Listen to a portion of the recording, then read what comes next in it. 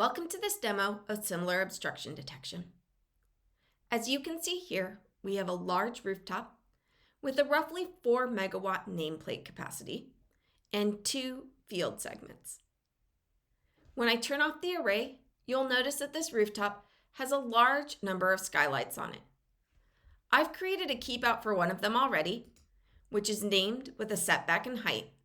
And now using similar obstruction detection, I can click the button for Detect Similar Keepouts, or right-click Detect Similar Keepouts to find all of the similar obstructions on the rooftop.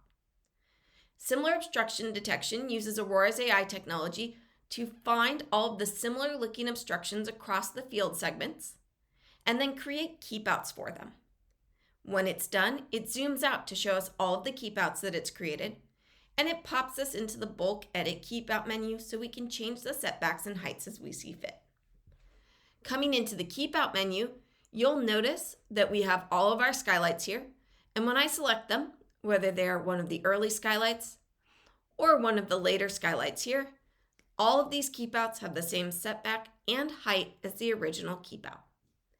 In addition, when I zoom in on this portion of the building, you'll notice that similar obstruction detection was smart enough to find all of the skylights, but not create keepouts for the vents on this building.